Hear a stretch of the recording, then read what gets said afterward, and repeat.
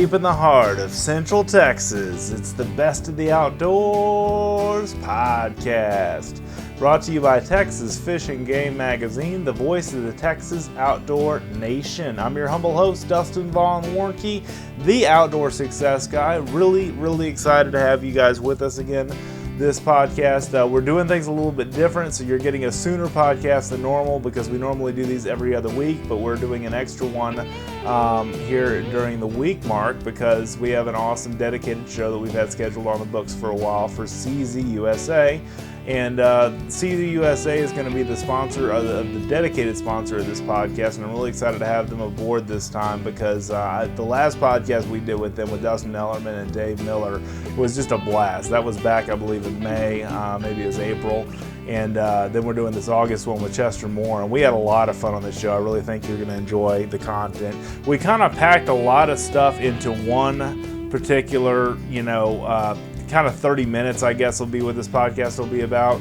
So don't be surprised. It's a shorter show than some of our other shows, but I mean, this one's completely dedicated to the CZ brand and to deer management and to all the other deer issues and stuff like that we talk about on a regular basis here on the Best of the Outdoors podcast. So this show is just going to be jam-packed with all kinds of fun stuff, facts about whitetail management, the CZ line. And let me quickly go through the CZ USA. Their logo is Protect, Hunt, and Compete. I'm sorry, their slogan, I should say, not their logo. Their logo is pretty cool too. And they have a wide variety of different rifles, and we will talk about some of those in the course of this show. But I wanted to bring up, first of all, if you've not checked CZ out at the NRA show, if you've not checked out CZ on their website or elsewhere, these guys really have it together. They've got some beautiful looking rifles, shotguns, handguns. They have a wide variety of products from handguns, rifles, shotguns, to Dan Wesson handguns, to law enforcement handguns, and the Scorpion brand, which are kind of the tactical things that they've got. The Brent and the Scorpion are two different tactical models they have that are really cool looking guns. So just a lot of great things here, and I talk about this in the course of the show, but I also wanted to bring up the CZ 557 that comes in a left hand or a sporter, regular right-handed model, synthetic stock, or you can get a short action and a 308 configuration. Like I say, synthetic stock. They have a CZ 750 sniper, the CZ Ultimate hunting rifle package, which has some options there, and then the CZ Safari Classics Express rifle. So you got a whole lot of things there on the regular rifle tangent, and then also the Magnum centerfires, which really gets me excited. I talk about Chester with this with Chester as well. The Safari Classics Craig Boddington's signature series, Magnum Express rifle, Magnum HET, CZ 550 Safari Magnum. I mean, these are great guns for taking across the road to the Dark Continent, across the pond, I should say, to the Dark Continent, and hunting African game, for hunting long-range game here, such as your elk and that kind of stuff. You need Magnum cartridges to reach out and touch them. There's just a wide variety of different things you can do with these CZ guns, and they're beautiful. They're just fantastic wood. The workmanship, the fit and finish, and everything is really cool. So before we get any more into that stuff, let's jump into our podcast content with Chester Moore. Here we go. Joining me on the phone, Mr. Chester Moore, editor-in-chief of Texas Fish and Game Magazine and host of More Outdoors Radio Show. How you doing, Chester? Doing good, man. Checking here from the Animal Underground headquarters here, and that's what I call my office, the Animal Underground. And going to give some really interesting information. As a wildlife journalist for going on 26 years, started off as a young pup. I've always interested in coming across, different studies and different information that kind of challenges the narrative, and came across something pretty recently on deer management that I thought was really cool. That's really cool, man. Tell us more about your research, and then this article that you're working on is going to be in the September issue of Texas Fish and Game, so people can check it out digitally or in print, correct? Yes, sir. And it's called Guns N' Roses is the name of the article. I love the name. Only I would name it Guns N' Roses. Mr. Heavy Metal fan, yes, absolutely. There you go. Throw the reference in. But it's a thing that was it's a theory written by Penn State College Agriculture Services. It's called the rose petal hypothesis. Okay. And it's about managing deer on small tracks in particular. And I'm just going to read you a quote here. It said research in New York found that when a group of female deer were eliminated from a local area, this area had reduced deer densities for 3 to 5 years. Mm-hmm. Picture a dominant female in the center surrounded by her female offspring whose home ranges overlap to some degree with their mother, like the petals of a rose. I see. If you pick one or more of those roses off the landscape, you can create an area of low deer density because of the very low female dispersal rate. No new females move into the area to grow another rose. So Oh. it's really interesting about like targeted doe harvest on these smaller tracts because, as you know, the bucks are the ones that tend to move a lot more. They're a lot You know, more. They're. I don't want to say territorial, but they're basically they roam a little bit more than the does. Is that what you're saying? yeah. So if you go in and specifically in an area, go in and you're trying to take that deer density down, maybe because it's too high or they're getting the browse lines getting too high, Sure. those kinds of things. You go out and you start picking off those does, those yearling does, the big mama doe in that area. And what's going to happen is typically, according to this research, you're going to have an area where you have a reprieve from a high deer density. Okay. No, that's understandable for sure. Yeah. So managing correctly is what we're after in the title of your article, right? Yeah, and it's really about going in there and because there are really some areas in Texas where there are just too many deer. I've hunted Um, many of those. Yep. we've taken the gray wolf out of the equation. The coyote does a decent job of management, but it's not what the good Lord put here to manage the whitetail. It was the cougar and the gray wolf. We're killing every cougar that comes out, and the gray wolf's gone, Yeah. and the red wolf's gone. And so we've got not the original scene out there. So on these tracks that are, especially like you've written so much about urban deer hunting and Yes. stuff like some of these areas we've modified. You think of deer management going in and they shoot deer. Well, what happens is people don't realize the smartest deer you're ever going to encounter is probably a mature doe that really knows her stuff. Yeah.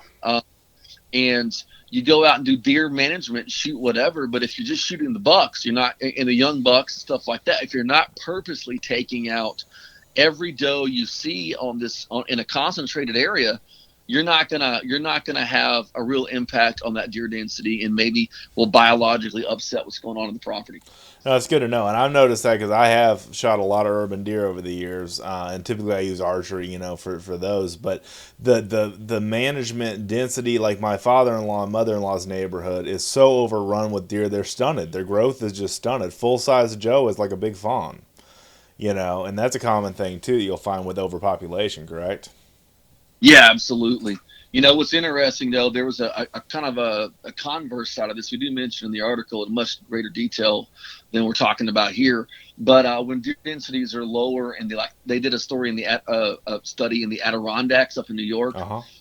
There were fewer deer, limited female dispersal. But when they had these unbelievable deer densities that were just super high on giant tracks, it wasn't nearly as effective. But a lot of these areas in Texas where you have a high fence next to a couple of thousand acres next to a high fence, you do have a setup where you can be effective on small tracks of being able to make a difference on the deer data. Okay.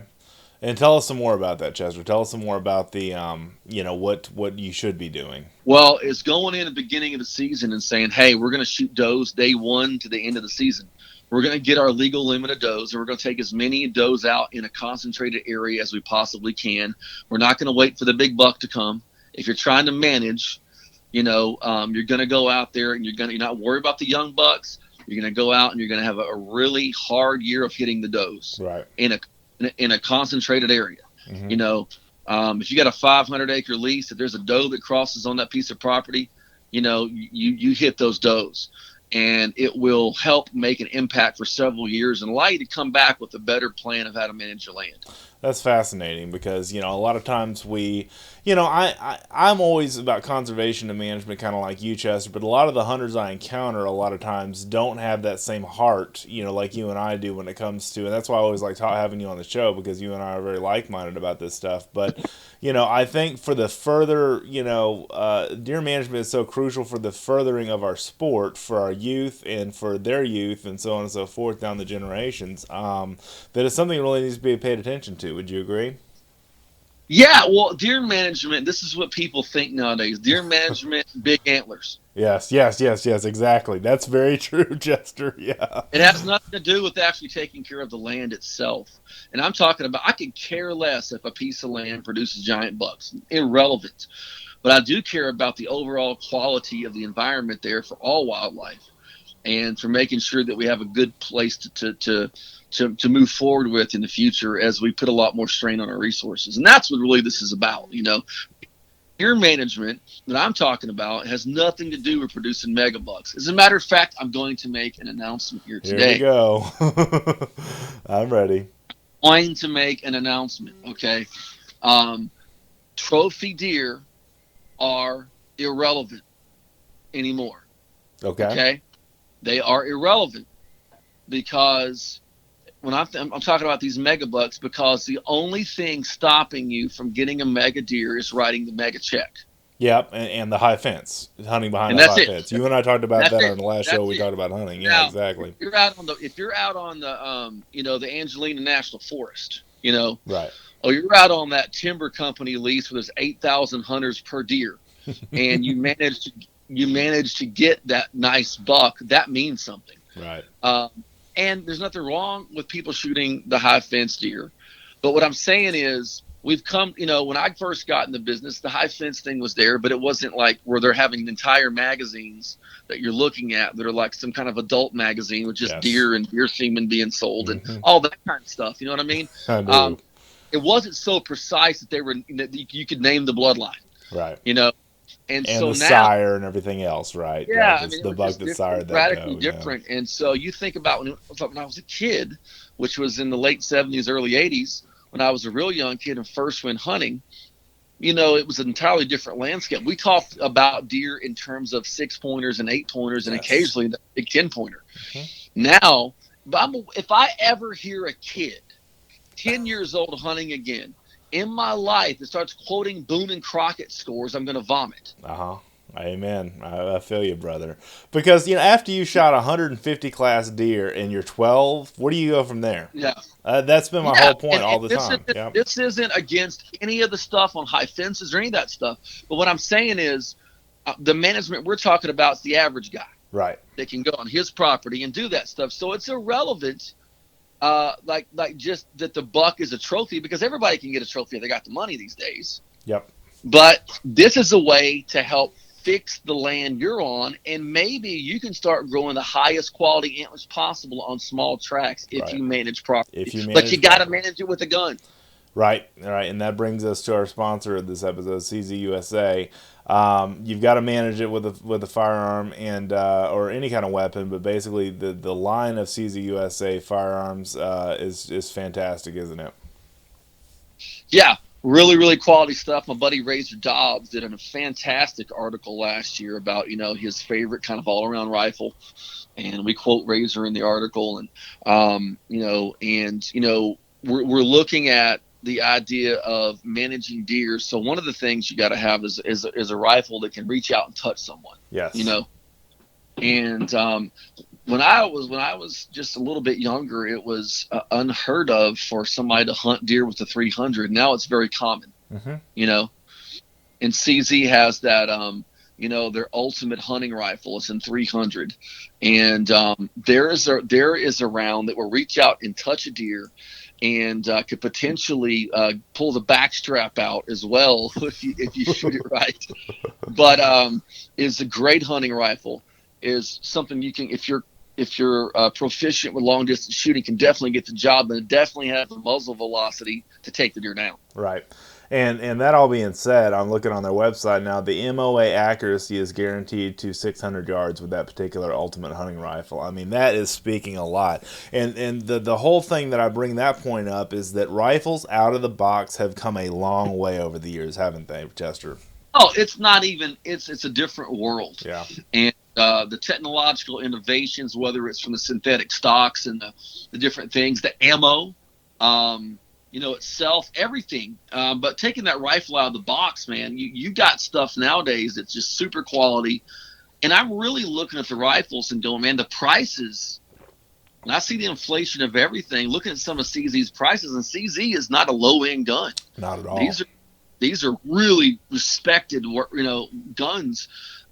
Great prices on all their stuff, and the kind of rifle you could pull out and have the rest of your life. Right. They're beautiful and hand down to your kids and grandkids too. That's another thing that I always want to mention. My buddy Razor, he likes that CZ 557 Yep. 30-06. He talked about having that as his kind of ranch rifle. He carries around in his truck in case he runs into hogs or something like that. And there's another one. I mean, how many deer have been killed with the 30-06 over the years? Yep, that's right. That's a fantastic all There's around. probably been more deer killed in Texas with a 30-06 than any other state has in deer population. Oh, hold on. Then a 30-30? Yeah, 30-30, yeah, man. I agree. I agree because 30 deer with the 30 before numerous deer with the 30-30. Well, I just bring that up because the 30-06 kind of originated as a military cartridge, correct? Yeah, I think it came if I'm thinking correctly, maybe it was the M14 or M1. Yeah, it was early 1900s when that started, early to mid. But basically, it reaches out there. They have the CZ 557 Sporter short action, which is in 308. That's what I like. I like the shorter action of the 308. But also, I mean, there's not that big of a difference between a 30-06 and a 308 until you get past about 400 yards, right? Yeah, and for the average guy, that'll probably be plenty. But there is that, and also if you get that 300, you're going to get a little bit more action. Say you want to go to Africa or somewhere like that, or out elk hunting. It'll help punch those guys down. You're out elk hunting, you're going to be making some long distance shots, And the 308, there was a gun shop here locally told me that's by far their biggest selling cartridge. Yeah. That's another military cartridge, yeah. Of anything they're out there dealing with 308, so really cool stuff. And all this is about managing and the average guy out there, right? We're beating up on. I'm not beating up on the big giant bucks. What I'm trying to say is the average guy out there doesn't have to be upset if they don't shoot the deer they see, in some magazine or something, right? Because the reality is a lot of those deer are, kind of created on those places, and you can go pay and hunt them, but that doesn't mean your quality hunting experience on public land or on a deer lease can't be great and you can't shoot a quality deer. And the way to do it is to properly manage the does, and then on the other side of the equation, make sure you're not taking the young bucks. Right. You're using like that 13-inch inside spread thing like a lot of the state has now anyway, and you're making a quality decision for deer management. And like I said, it don't have to be about antlers, and probably at the end of the day, we all hunters want to shoot a big buck with a big rack, but there's a point on a lot of properties in Texas that I've been on that you got to just get the deer control first, right, and then start worried about how you're going to move forward with an antler management plan. Right, and I'm glad you mentioned that because when I first started hunting, I mean, like a lot of hunters I got started, really seriously hunting in my late 20s or my early 20s as a young adult graduating college, and if it was brown, it was down. Until a lot of the elders in my world of hunting kept on saying, hey, man, you should have let that one go a couple of more years, and really constructively criticized the deer that I was harvesting because I was just after antlers. And really that 2-year-old, buck that's an 8-point now may grow into being a 120 to 150 class deer if you just give them a little bit longer, right? Yeah, and that's the ticket is age. You got to have age. You got to have genetics. But age is so important, and got to make sure that the does aren't out of whack. Take the rose petal hypothesis, and we see the September issue of Texas Fish and Game, whether the digital issue, the print issue. Check that out. Keep that article. Download it on your phone. And screenshot it. Whatever you got to do, and remember to pick those does off like that when you're out there, because you got to take that rifle, maybe your CZ rifle, out there and get to town. The great thing about it is, you can collect a lot of good, hard, healthy venison for the family. But if you shoot a lot, maybe your family don't need to eat that much deer. A lot of great programs like Hunters for the Hungry, or just families at your church or different places that need some meat. And it'll be a real blessing to their life. And that'll be a great part of management. It's actually helping other people. Well, and as one of the local radio show hosts in Central Texas here, Ken Milam's one of our hotspot reporters. He always says, your wife can't get angry with you, nor can really the anti-hunters or anybody else when you're going out to kill a deer for a for a hungry family out there. I mean, I'm going to go harvest a deer to feed somebody, honey. It's kind of hard to say no to that. And then you stop by the taxidermist and have a $500 bill. after you shoot the big buck, and they're like, well, I got a bonus. You I know what I'm saying? donated the meat. Yeah, right. Yeah, you got a bonus, and that's the cool thing. Back to the CZ rifles, I was going to mention the Western Series 550 Badlands Magnum. I talked about this before we started recording. 338 Lapua. So there's a couple of companies that have interchangeable rifle barrels and all kinds of different things like that. But one of the go-to super magnums is the 338 Lapua, which can really, I think it was another military round that really reaches out and will, long range and great knockdown power. So I just wanted to mention they have a whole Magnum series of the CZ 550s. Yeah, just really quality stuff. We know the people with that company. Yes. I mean, they hunt. Every time we go to the SHOT Show and talk to them, they're getting these pictures out of like dead Cape buffalo and right. elk and deer and all this kind of stuff. And I do want to take time here to just talk about that guy who wants to get that heirloom rifle. Yes. And CZ has great equipment you can pass on. My dad had an old 243 that's, still with us here, and it's probably 50 years old at this point. And it was that pass on the generation gun. And so you can do that with one of these CZ rifles and know it's a great rifle. It's and also last. Yeah, it's gonna last the ages. Sorry, go ahead. start practicing. Yes. Go out to the field and start shooting now. Don't be like we did when I was a kid. You go like 2 days before the deer hunt. There's 800 people at the range. Trying to get their gun sighted in. Yeah. Go out, get shooting time in. Just you're taking a young person, go out there and familiarize yourself with the weapon. Right. And a trick that I always did with younger people and my wife, and when she started hunting years ago, we let her shoot with our 22 Magnum and our 22 to use that scope a lot. Right. That way she wasn't getting the recoil every time she pulled the trigger on the 30-06. Yep. And that's a good way to learn. She could do it as well, but she got used to using the scope and all that, the optics and the mechanisms of a bolt action rifle. You know what I mean? Yeah, no, I understand that completely. And it's just one of those things where the more you do it, the more, Steve Lemaskis, our firearms editor, talks about this a lot in his column, is the more you get the trigger time with your, for lack of a better word, with your gun, whether, that be a rifle or a handgun or whatever, you really have the muscle memory to pull off a solid shot when it counts the most. Yeah, and that's the trick. It's that whole muscle memory thing and being able to know that when you're out there in the field, you're going to have what it takes to get the job done and harvest that meat, harvest that doe, or maybe you're going to luck out and harvest that beast of a buck, Yes. And I think that'll be really cool, because my heart kind of aches for the days of getting back to let's manage the land, let's do good for the quail as well as the deer and everything. And I think that it's it's like I heard an old Native American saying once that you mourn the kill but celebrate the harvest. Right. That's a good way to put it. I never heard that before. That's fantastic. I think Ted Nugent told me that one before. Yeah. I was on the phone with him the other day, and we were talking about some different things in harvest and management. And he has a cool column coming up. I think it'll be in the October issue about science-based harvest and stuff as well. So that seems to be in the mind of a lot of people out there, especially. And let me just give a plug for our the people who write for our magazine. Sure. Look, these people are high-level writers. I mean, we have Lou Murillo, who is probably the most knowledgeable, bare bones, do-it-yourself hunting guy I've ever met in my life. Right. Yep. Then we have Ted Nugent. I mean, that's all you got to say. We have Ted Nugent. It's like on the Avengers where Loki's like, we have an army. And Tony Stark, we have a Hulk. We have the Nuge. We have the Nuge. I love it. You know what I mean? And then we got Steve Lemaskis and Dustin Ellerman on the gun side. And that's just columnist on hunting, not to mention the features. And then the fishing side of what we do. So great people that care about what they're writing about, and that makes a difference. It's like CZ are great people who care about what they're putting out in the product, Yeah, the quality. If you go to the CZ booth, which we do, we visit frequently at SHOT and NRA, just the totality of the handguns and the shotguns and the beautiful rifles and just all the different things. They put a lot of work into the design and the functionality, the fit and finish and everything. You can really tell they care, and there are a lot of companies out there. I'm not saying any gun companies in particular, but some guys just want to stamp out another gun and just make another dollar. They really care. Some of these guns are works of art too. That's another nice thing. Yeah, really, really good stuff. And maybe we do another podcast at some point talking about all of that. So, for sure. No, but it's good.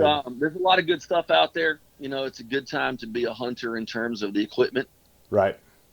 This is a good And time. Good time for that, man. You go to SHOT Show and you find that out for sure. Yeah, I know for sure. And the neat thing about where I see, everything going, I was listening to one of the motivational guys I listen to on a regular basis here at my office, and he was just saying, hey, because of your phone and you've got all these apps, because of the technological advances and different things, this is as good as it's ever been. You can complain about your problems and say this, that, and the other, but man, your grandparents and great grandparents didn't have it anywhere near as good as we do today. And I try not to take that for granted, but I know sometimes we do. No, definitely not. That's for sure. Where else could I be petting my red fox under the chin in the Animal Underground while I'm doing a podcast with Dustin Warncke, and I am on my computer attending to Texas Fish and Game business, responding to emails. Yep, it's pretty wild what you can do.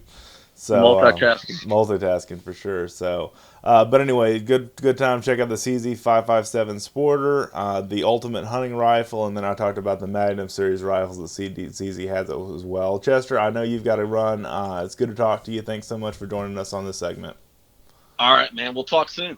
And there he goes, ladies and gentlemen, Mr. Chester Moore from Kingdom Zoo, Wildlife Wishes, the wildlifejournalist.com, fishgame.com, incredible guy. He does all the curation for our newsletters that we do at fishgame.com, which I have to mention every show. So here we go again. The Tactical and Practical Tuesday, the Wildlife Wednesday, and the Thursday Texas State of the Outdoor Nation newsletter. You can get all those in your inbox for free. And I've got great connections to different things that are wildlife related, that are hunting and fishing, hook and bullet related. Just a lot of really great things to check out on those newsletters, and they're free. You get them in your inbox Tuesday through Thursday and Wednesday in between there, and just some really good stuff. So really excited to have the chance, guys, to connect with you again and to just talk about the outdoor lifestyle and everything that we do here in Texas and beyond. And this show is for everybody, and I really try, as Chester and I try to on all the shows that we do together, whether it's about hunting. Fishing's more accessible to everybody, but hunting is something that we want to get away from it going elitist and, for people that only have $1 million they can afford to hunt. I mean, we're all about making hunting affordable and hunting accessible. CZ's got some fantastic weapons that are very affordable. There's just really a large selection of different things that are related to the outdoors, handguns, rifles, suppressors, you name it, the shotguns. I mean, they've got a little bit of everything. So check out czusa.com. That's czusa.com, and you will find out more information from them about what they have to offer. You can find dealers, ask questions, you get information about the history of the company. I mean, they've got a really rich history. Just really, really good stuff. So definitely check out CZ USA, the sponsor of the Best of the Outdoors podcast this week. And thank you guys so much again for watching, reading, and listening. Have an awesome day in the outdoors. We'll see you next time.